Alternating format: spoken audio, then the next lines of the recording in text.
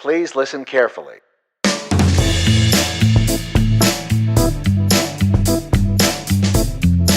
Welcome to the Big Ideas for Better Places podcast from CityWorks Expo. My name is Brad Stevens, and I'll be your host today. It's my absolute pleasure to introduce you to our guest, Miss Philippa Hughes, a social placemaker, creative connector, and founder of the Pink Line Project. How are you doing today? Really good. Thanks for having me on today.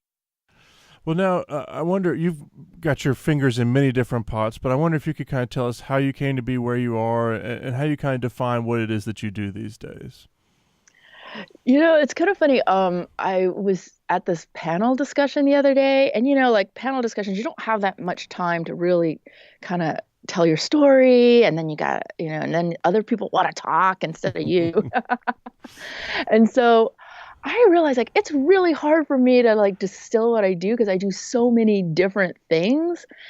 And I took such a circuitous path to get there that it's so I really haven't got my sort of equivalent of an elevator pitch of what I do and how I got here.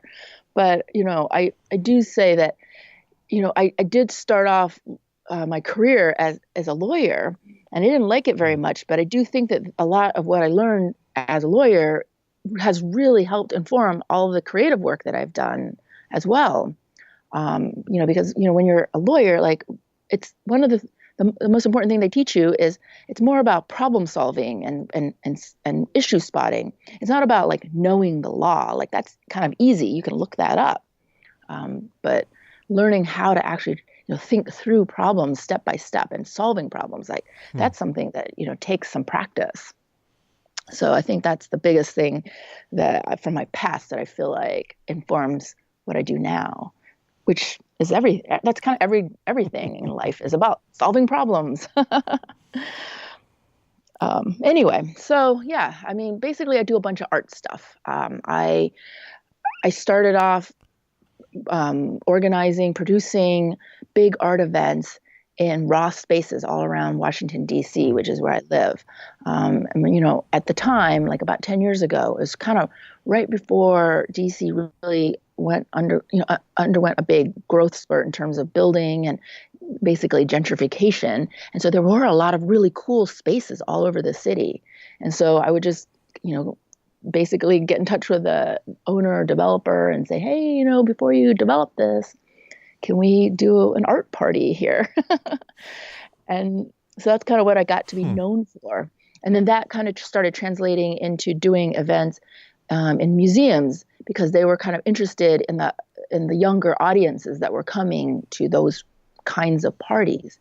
And so I did a couple of things at the Hirshhorn and the Phillips collection, because they're always trying to expand their base of supporters. And so that was kind of interesting. And I was blogging, and I was always hosting all different kinds of conversations with artists, salons, I just basically did everything that interested me. And actually, that's sort of what I tell people who ask me, for advice, the young people want to have, how did you do that? And it's so hokey, but I just did things that I was interested in and did it a lot over and over. And so all of that kind of led to where I am now in the last couple of years, just doing straight creative placemaking projects around the city. And that's just been really amazing in terms of having real impact. The art parties and the art events were really awesome. And in my mind, it really was about giving easy access points for people to get interested in art, because art is kind of elitist and can be a little bit, off-putting. So I was I'm just going to have a party. Everybody likes a party, But then having real social impact has always been very important to me. And I think that's where doing creative projects comes into play and has been, a natural evolution of all the work I've been doing. So if we go back to that kind of lawyer language, do you think that the problem that you've been trying to deal with has changed, or is it just a different angle on kind of that same question? Okay, that is something that I've literally was thinking about that today, or not just today. I've been thinking about that for months, because I do think that there is sort of there is a thread that goes through everything that I've ever done, and that is sort of about connections between people, relationships, and it's becoming more and more important in today's day and age. I feel like it's sort of in the zeitgeist of our culture now, and I started thinking about it even more lately because a while like maybe about a year ago, I went to hear this guy speak. He was the Surgeon General under Obama, and he was talking about the epidemic of loneliness and how being lonely and disconnected from people is worse for your health than smoking or eating fatty foods or not exercising enough. Loneliness kills people at a faster rate, according to him. And I think maybe he was being a little exaggerating, but it study after study shows like people do become less healthy because of loneliness. So this is like sort of where we start veering off. Our conversation starts veering off, but I mean, it just really stuck with me, and so that's I think where I have been going with my art projects and with my creative placemaking projects to the point where I started calling them social placemaking projects. How do we create environments where people can have meaningful connections with each other, and not just with people who are just like themselves, because we also know that having meaningful connections with people not like yourself are really important as well to your emotional health as well as your physical health. Well, and I know that you've done some work around breaking bread together and the power that can have. Are there other forms that you find that kind of facilitate that social interaction best? Well, for example, like a project I just finished we called it the Ness Social Club. It was in a neighborhood in Van Ness. And what we did was we created sort of a conceptual social club, like an old school place where people would gather, except we didn't actually have a physical space. So we had to kind of create a temporary pop-up space. But the key to this social club was that I had a choreographer come to some of the community meetings I hosted, and she created a dance called the Van Ness Shuffle. And each step of the dance was based on an element of the community, like a famous person who'd once lived there, or there's a market called Soapstone, so she had the soapstone move. And then we held an event where she taught people to dance, and then we danced together. And my thought around that was like, not only was dance sort of directly related to the neighborhood, but dance is a way people can interact in a fun and easy way. And it wasn't like partner dancing, it was like group dancing, line dancing. So you're doing it together and everybody's laughing, and as you're learning, like you feel kind of awkward, but feeling awkward kind of makes you bond with your person next to you. So so like using dance as a way to connect people and laugh, like making them laugh and actually move together. Oh yeah, so that's actually one of my plans. Well, I'm intrigued as to how you take that first breaking down of the boundaries and that discomfort or that dance move or whatever it is that gets people together and looking at each other and laughing together or whatever, and how you transition and turn that into something more significant, or is that even enough in itself sometimes? Oh, well, you are totally, we are totally on the same page about this kind of stuff. I think I love that question because, I mean, that is, that is a bit of a tension point because like part of my frustration is that like nothing ever seems to happen after you do the thing like this. This is so fun. And so one of the things I thought about was like a social club, a temporary pop-up social club can pop up anywhere. And so now, in theory, once a month we could have a social, a dance or a meetup, something like that. So I did sort of think about this in terms of like, we've got to be able to do this easily and do it again and again. Because at the end of that day, people kept asking. So yes, I have thought about that a lot. On the other hand, I also feel like the thing itself is sort of the achievement. You know, it's not, I mean, at the end of the day, it's not my job to make you like each other and Mm. make you hang out with each other. Like, look, I gave you the opportunity, like, and you told me that you wanted to meet your neighbor. So you need to like do something about it. Oh, that's so fascinating. It's such a difficult question. Totally. Do you do you feel that art in some way has a special place in that bringing people together and starting conversations? Well, I mean, I think so. I don't know. I know it is. I mean, the thing about art is, there's a shared experience Mm-hmm. that people have. Now, some forms of art, I think, have more powerful connect. You can get a more powerful connection. Like for example, like I'm really interested personally in contemporary visual art. I collect art. I love going to art museums, contemporary museums. Like it's so great. But like that the experience you have with contemporary visual art is often solitary. Like you go Mm-hmm. to a gallery museum, it's kind of quiet. You whisper, like it's a more passive experience. And so, so the kind of art forms that I have been interested in exploring to become to kind of bolster connection is like music or the dance. And I've been experimenting with other things because like for a while I experimented with performance art. I'm not so sure that really worked out all that well, to be honest, because a lot of performance art is just kind of weird, and like even I find it weird, and I have a pretty high tolerance for weird. Um, so I kind of abandoned that, but I did experiment a few times with trying to like do performance art stuff to get people to talk, and they talked, but I felt like maybe not in the right ways. But like the dance, music, also, oh, I did try once, and I thought this was actually really beautiful.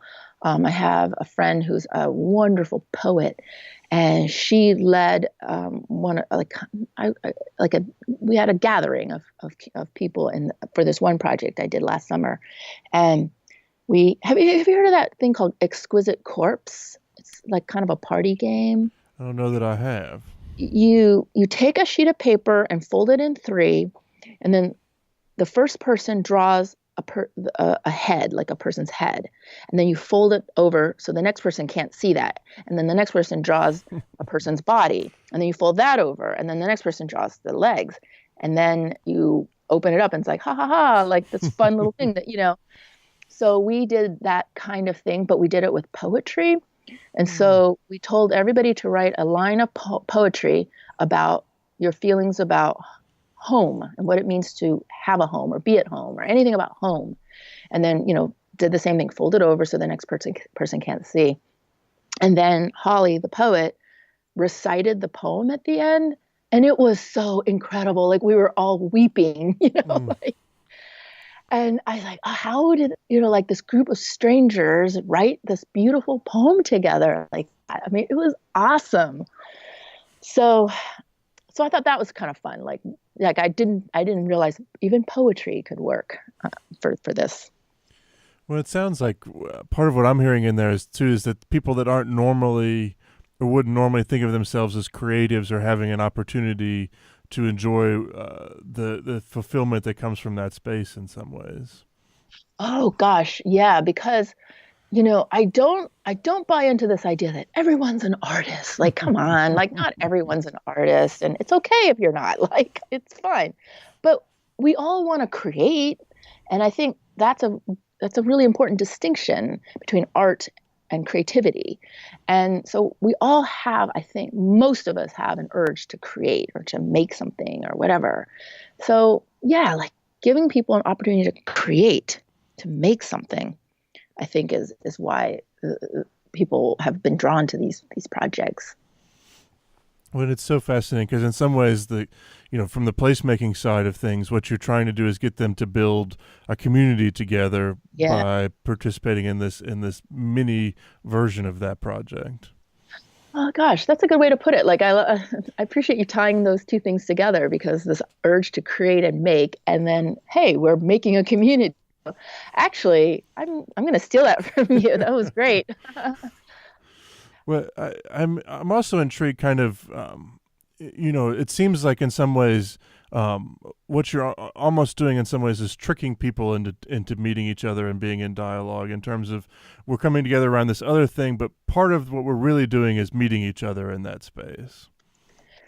Um, either you have really stalked me on Google or something, or like you are just reading my mind. I don't know what it is, but I've literally used that terminology, like tricking people, like saying, "Hey, come and look at some art," haha, and like suddenly, oh, in fact, so for example, one of my greatest successes is that, I used to hold these salons, and the other night I ran into this couple that met and married Oh, they met at one of my art events, ha ha ha, and they married and they have a little girl, and always like whenever they see me there, I was like, oh, like, and I wasn't like trying to set them up.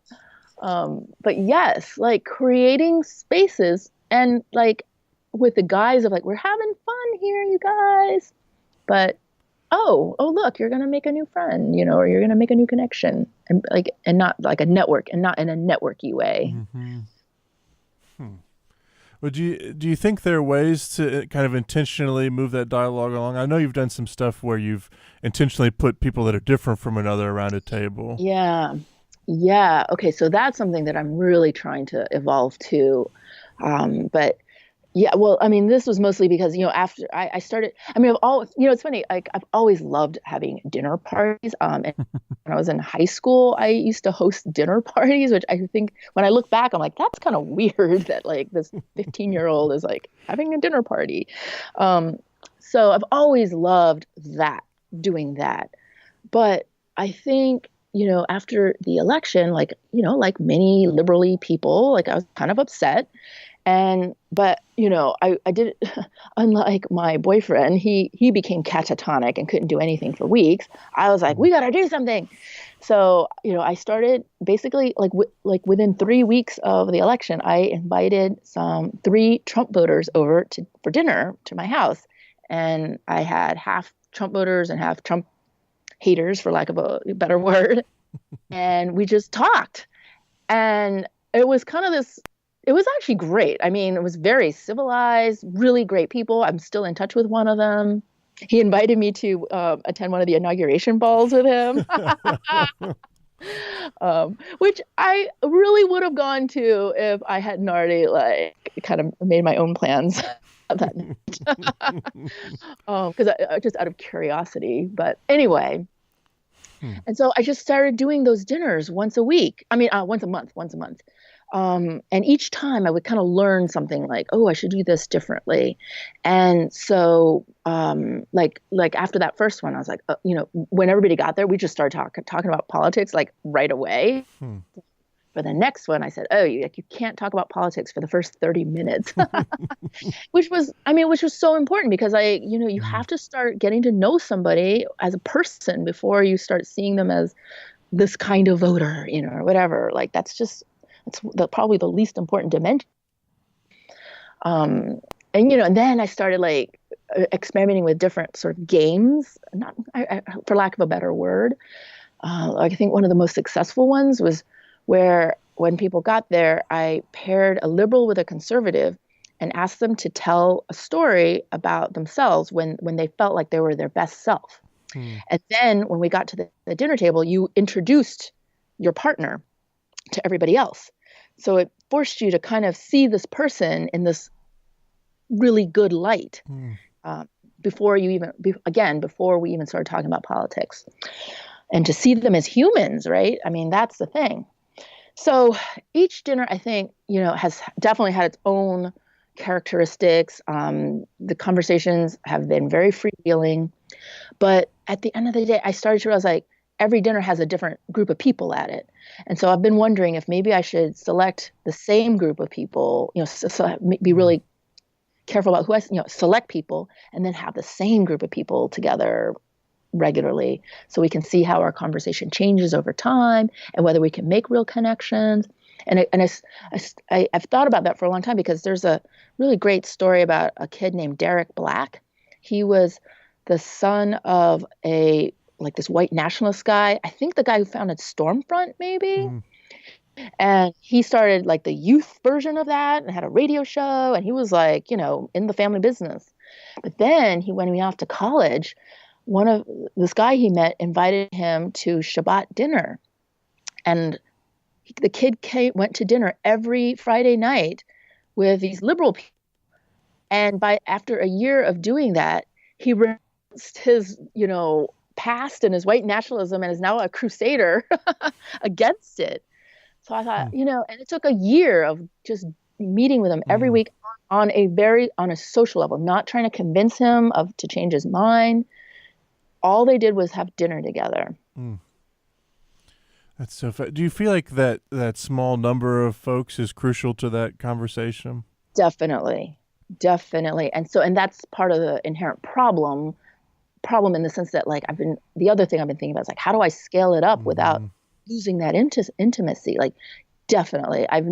One time I had 11 people at dinner and that was just too much. Like then there were side conversations and, it was too much. And it's not like I'm trying to moderate it or, whatever. I just want everybody to have one conversation that's intimate and personal. Mm-hmm. Well, I'm intrigued kind of, the flip side of that is we obviously see social media as a very, about as far from that as you can get. Do you feel like there's a place for that in these conversations about community building, or is that just, is it a lost cause in some ways? Yeah, I don't know if this is like what my lawyer brain, but I'm just like all the questions you have, like I have two answers, I'm of two minds on everything, because I love social media. I'm very active on social media. And I do think it is a way to amplify a message and it is a way to make initial connections. But at the end of the day, like we crave personal connections, right? Like you've got to look people in the eye. You don't do that on social media. So I do see the utility of social media. Like it does get people at least doing the initial superficial contact, but it can't end there. It has to move beyond to actual personal interaction. So I see the value of both always. Well, to kind of switch directions just a little bit, I'm really intrigued by the fact that you operate pretty much entirely outside of government, as I understand it, and you operate pretty much, in this own place where we're trying to figure out how to build communities within ourselves. And I wonder if you could talk a little bit about when and if government should get involved in trying to create better places or trying to build those community connections. Oh, okay. Well, you are asking awesome questions, by the way. Well, thank you. You are on it. Well, a couple of my biggest projects have been funded by the DC Office of Planning. Like they are squarely government funded. And that has just been a really interesting dynamic because I do personally feel resistance toward government interaction and intervention, which I realize does sound somewhat antithetical to a liberal viewpoint. In fact, I've been testing out calling myself a lefty libertarian. I don't even know if that makes sense, but like I have very conflicting views sometimes. But but there's a couple problems with government intervention and the kind of the activity, like these sort of community building activities and whatever. I mean, one of the problems is that they don't necessarily care about actual people, which I hope none of my friends who have been funding my projects are listening, right? Will be listening. But, I mean, at the end of the day, like their job, it's like, I'm going to super oversimplify this, but local government, like their job is to increase our taxpayer base and, get more money into our coffers. And frankly, DC government is doing a heck of a good job at that. We've got a lot of money here, but how that translates to actually helping people, I'm not entirely convinced that we're helping like the neediest people in our community in the best possible way Mm. yet. We're certainly helping, certainly people of means are very attracted to DC. And I'm one of those people. Like, I love living here. Like, my potholes are all fixed, in front of my house. There's Mm. plenty of light. I'm a single woman who lives in a really cool part of town. I can walk around and pretty much be not be fearful. I mean, it's pretty great for a person like me. Mm. But, I recognize that I have a lot of advantages that, like, and a lot of people don't in this city, and they are getting pushed out of the city. And I'm not sure what we're doing to fix that problem. And I do think it's a problem. Like, I don't want a city full of people just like me. That sounds boring to me. Like, I want a city of people from across socioeconomic levels, across racial levels. Like, that just makes it more interesting to me. Well, I'm intrigued. So I lived in DC for several years, about, I guess it was, 7 years ago, 8 years ago or something at this Oh, point. wow. And I remember reading somewhere at some point that GoGo was important to the city of DC. Uh-huh. And yet as a fairly well off white person in the city, there was never going to be a natural place where I would have seen GoGo and interacted with it in the city, which I found to be a very interesting dynamic in some ways. Oh, interesting. So, did you want to go see GoGo? I did, and I sought it out because I thought it was important, but it was something that would never have naturally come across my table. Yeah, that's interesting because that's right. You'd have to really make an effort to seek it out. And then even when you did seek it out, like, it was probably not easy I'm just gonna guess, like, it probably wasn't super easy for you to go find it and then get to it. And Hmm. so that's interesting. Yeah, that's right. Because I mean, I think that that is our city's fabric that is disappearing as people get pushed out of the city. Like, I think it would have been a lot easier to find like 20 years ago. Like, Mm. you could have gone to U Street and gone to a go-go show. But as people are moving further away, like literally out of the city, like, it's harder to find it where, within the city, within the central part of the city. Interesting. We'd like to take a moment now to say thank you to our sponsors today. The Urban Affairs and Planning program at Virginia Tech School of Public and International Affairs offers an interdisciplinary approach to understanding planning and policy for megaregions, cities, suburbs, and rural regions in the U.S. and abroad.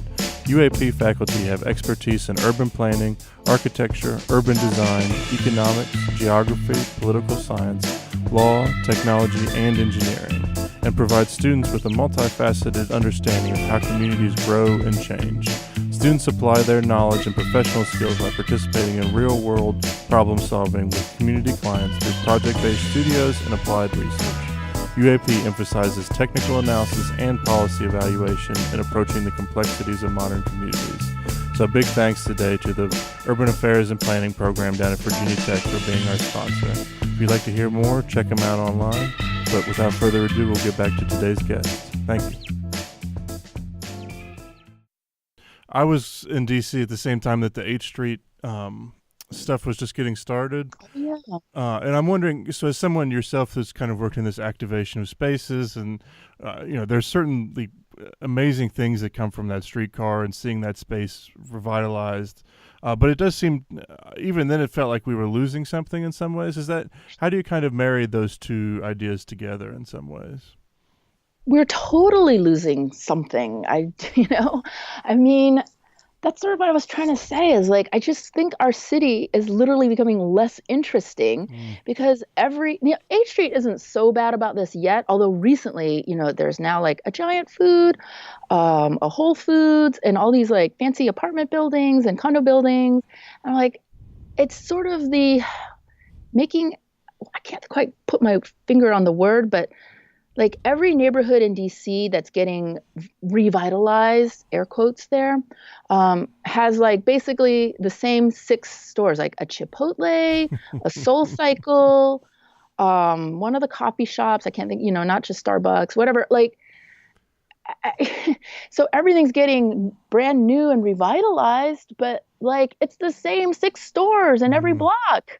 And so it's making me crazy. That's what I'm talking about. Like this lack of variety is just so boring. Like I can't believe people want this. Like, come Hmm. on. And that's partly the city's fault. Like I think it is. I don't know. I don't know the connection yet. I was just having this little argument the other day with a friend I know. He's the owner of Busboys and Poets, and I actually live next door to the original Busboys and Poets. And when it opened, I mean, at the time, 14th Street was sort of like just about to become this Mm-hmm. place, this destination. And so we were in this little kind of conversation, and I was like, "Whoa, Andy, isn't it your fault that a single woman can even live on 14th Street at that time? Like you paved the way for people like me. It's your fault." And I mean, I was sort of poking at him in jest, but the difference is, and then he went on this like rant about, well, the city needs to like do better at zoning and regulation and whatever. And I think he's right, to some degree. On the other hand, I'm also a really good capitalist, and like market forces Mm-hmm. are at play here. So people like him are like sort of responsible capitalists. Like he is trying to maintain some of the character of the neighborhood that was once there. But it can't just be him. Like he's literally alone, this little island among mediocrity, among people who have no connection Hmm. to what the 14th and U was like before. And so, yeah, like there's lots of new stuff, but with like little to zero nod to the past. And I think that's a real problem. Like, I don't think we should live in the past, but we have to like sort of honor it, if only because it just is more interesting that way. Like, people want to know where we came from and what was here before and why and who lived here. And it's just, I don't know. It's more about like quality of life for me than anything. Hmm. When in some ways the arts are the perfect vehicle for remembering those things, and yet Sure. I often wonder if sometimes we use the arts to get away with things. In terms of if we remember it in the arts, we don't have to do much to remember it in our actual interaction with these things. Is that something that resonates with you at all? Oh, okay, that's interesting. Can you just, I don't want to misinterpret what you're saying. Like, are you saying the arts is a good way to remember, or is sort of a foil for I remembering? Like think we get to pat ourselves on the back because we did that. I think it can be. Let me say that I think it can be both. I think it's Yeah. vital that we use it to remember, but I do think that if we don't do it carefully, it can be a kind of a tokenism thing. We can say, "Hey, look, Yes. we still appreciate GoGo. We're doing this festival, even though none of the people that do that anymore can afford to live in the city," type thing. Yeah. Oh my gosh. Yeah. You know, I think that's right. We have some guys who they started this thing called what do you call it? The Funk Parade, maybe 4 or 5 years ago, and it goes down U Street, and it is sort of a celebration of music that because U Street used to be called Black Broadway, Mm-hmm. and Go-Go and all the sort of indigenous musics to DC were played in these venues around U Street. And so anyway, so they do this thing called the Funk Parade, and they showcase and highlight all the different kinds of music of DC for the day. And it's awesome. Like every year, more and more people are coming. So now it's grown into the thousands. And so that's really been cool.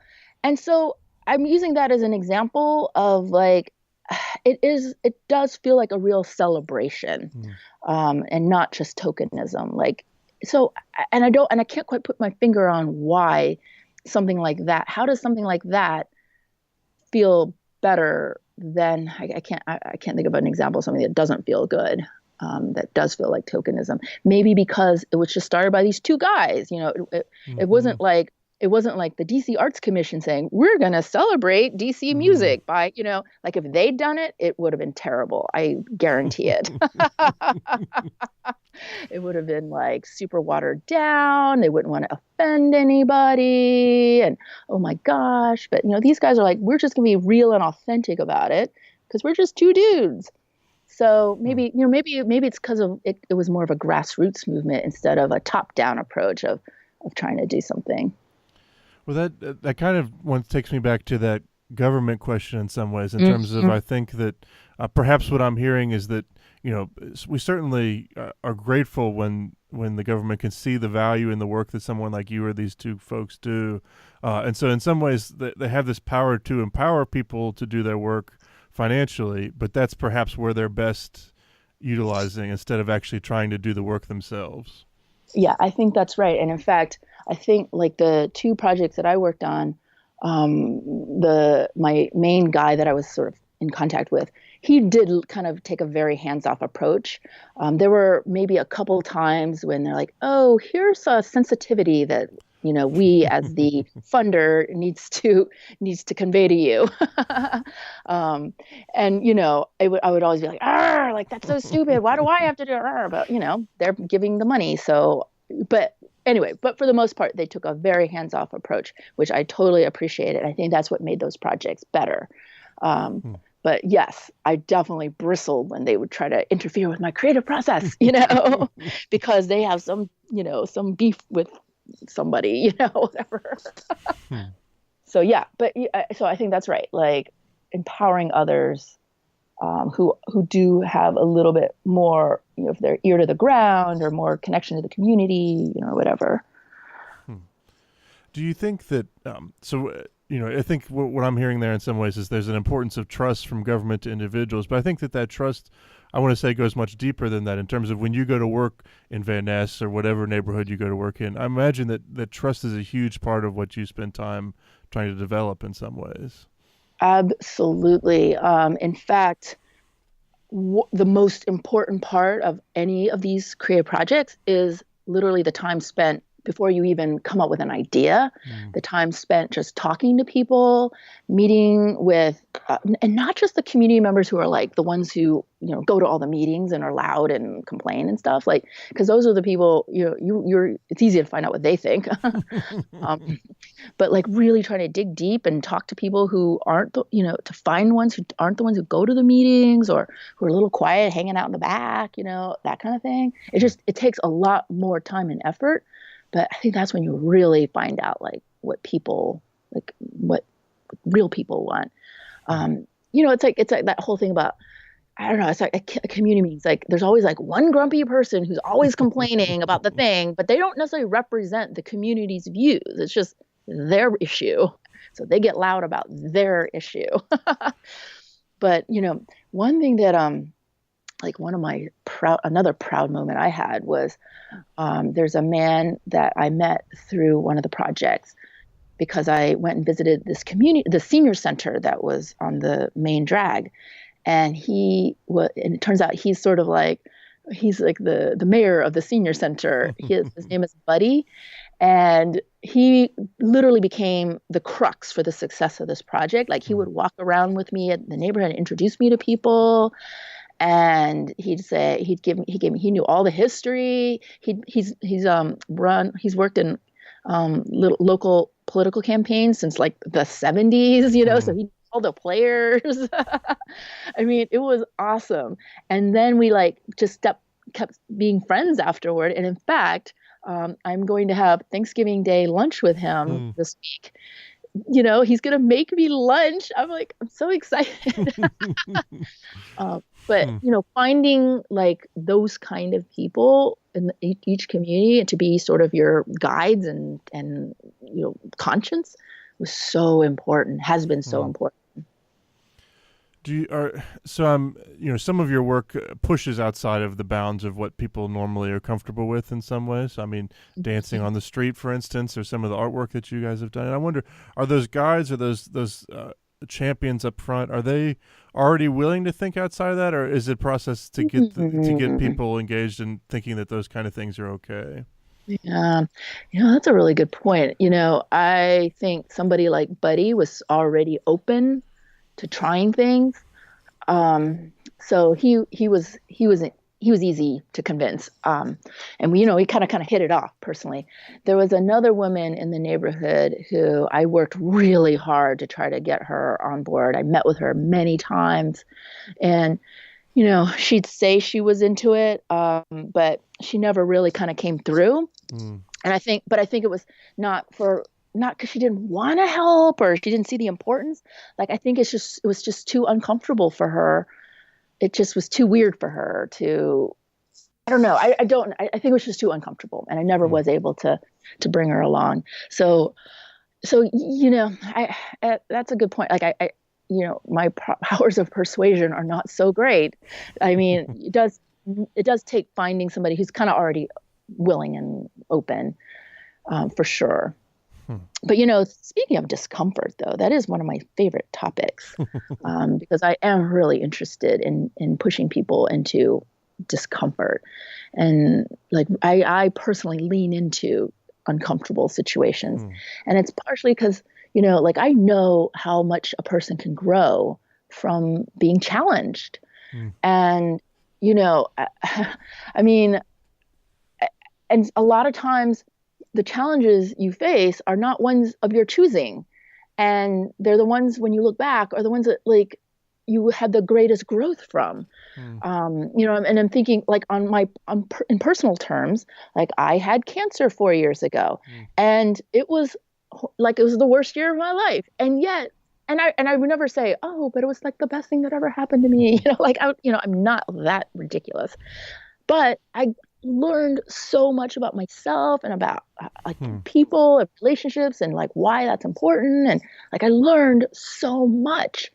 And so, I don't wish cancer or any terrible thing on anybody, but I know that like even small discomforts, if we can just lean into small discomforts, like dancing on the street with a stranger, like you can get even something out of that.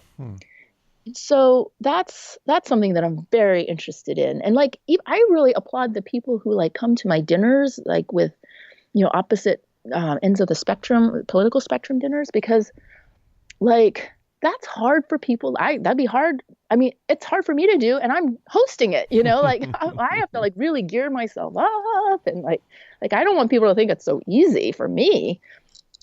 So I just think I think we need to create opportunities and seek opportunities to lean into even the smallest kinds of discomfort.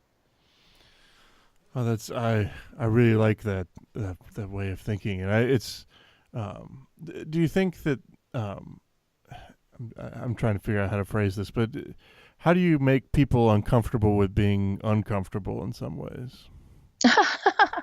Yeah.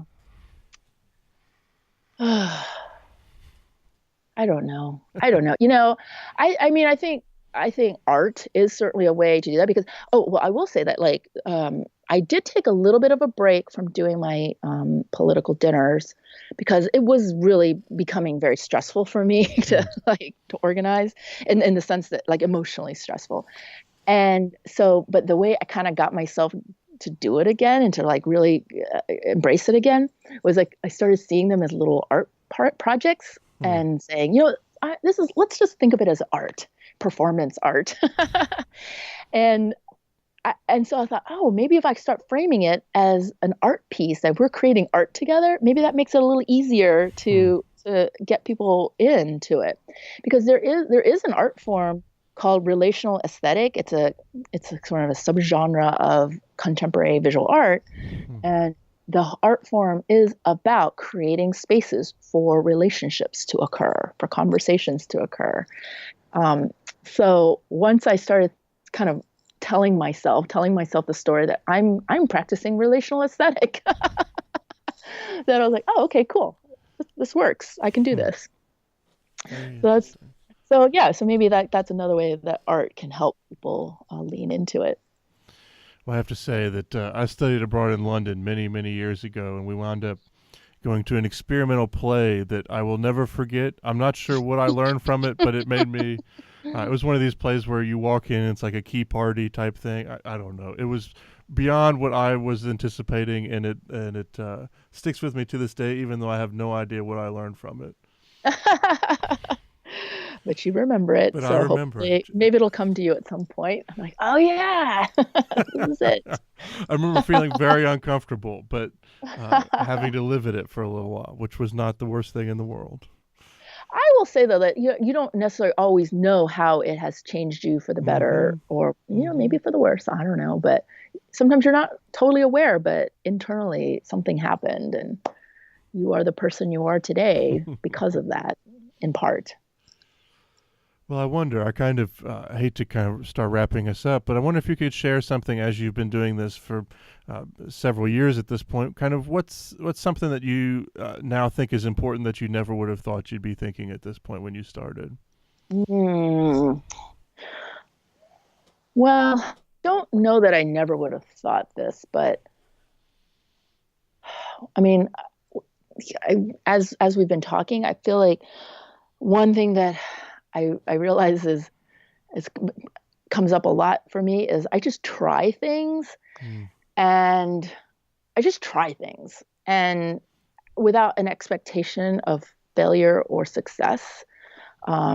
As much as I can do that as a type A kind of person who's very ambitious, like I think, especially in DC, like everybody's you're sort of measured all the time and everybody demands metrics. But and it is really hard to experiment because if you experiment and fail, your metrics are going to be really terrible and you might not get the next grant as a result and whatever. So I don't know. So I've been thinking a lot about, like, in the past, I was very sort of success oriented. Like, I always had to get A's in school and had to be the best in my law school class, like that. But now I think I'm starting to realize, like, you just have to experiment. And, like, I'm not totally okay with failure because that's very uncomfortable. But, like, failure is a little bit more okay for me now. And the way to get there is to try things, to experiment, and to just go for it and not worry about the possibility that it might not work. So, I mean, you start everything with a hope, I imagine, but then the outcomes become less important in some ways, or how do you measure that? Oh, man, I'm still not very good at metrics, to be honest. Like especially with these community building projects, like what's my metric? Like 4 people met up for coffee after it was over and had I don't know. Like, so I don't know the answer to that question. Fair enough. I'm not even gonna try to talk my way around that one. Oh my. Well, I wonder if you could close us off with a story of what happens when you think communities work well, or what a community working well looks like. Well, I think, gosh, I'm trying to think of a way to say this without sounding super cheesy and hokey and, but like, okay, I'm going to go back to my cancer example because it was a real turning point in my life. But at the summer before I was diagnosed with cancer, I actually went to LA for a month and was looking for a place to live. I was figuring out where I could work. Like, I was going to move. And I was all ready to do that. I'd kind of picked out a neighborhood I wanted to live in. And then when I got back, I started having these symptoms. I get diagnosed with cancer. And then I was like, well, I guess I can't move at this point. I'll do it next year, after I deal with all this stuff. And during that year, I couldn't believe how my community came around and to help me. And I mean, even my neighborhood community, because I've lived in this neighborhood for a long time, and I'd walk around and people would come up to me, like I'd run into people. And that's the beauty of living in a neighborhood, in a community, is like I'd run into my friends. I'm always running into people, and there's a lot of value in running into people on the street. But they would just be like, people would just hug me and bring me things and just pop by because they live next door. Like, you just pop over. Like, that's when I started to see how incredibly important it is to have your community around you. And I also realized that I had been working on building that community without realizing it for like 10 years. Like, you can't just move somewhere and, like, of course you're going to find friends, and it's fine. But, like, anyway, that is when I realized how important community building is on an individual level and how I want to help others find that same sense of belonging somewhere. I think it's what helped, me heal faster physically and emotionally. Well, it's, to kind of bring us full circle back to when you mentioned the Surgeon General early on, that, I think that belonging is something that's incredibly powerful that we probably never think about until it either is very powerful or we don't have it at all. I think I think you just hit it right on the nose. Thank you. Well, thank you so much for taking the time this morning, Philippa. If people are interested in your work, where can they find out more about it? Well, I did just redo my personal website, philippahughes.com. And so, that's sort of where I'm really trying to think through a lot of the things that we're talking about. So, yeah, I appreciate you letting me mentioning that. Of course. And if those of you all that are listening are interested in CityWorks Expo, you can find us at cityworksxpo.com. But thank you so much again for taking the time this morning, Philippa. Thank you. I really appreciate it.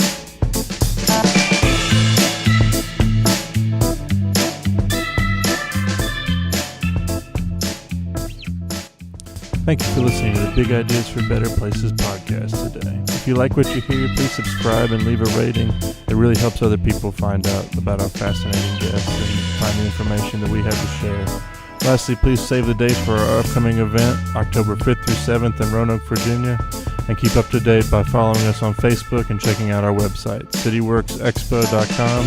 That's cityworksxpo.com. Thank you guys again and look forward to seeing you next week. Thank you.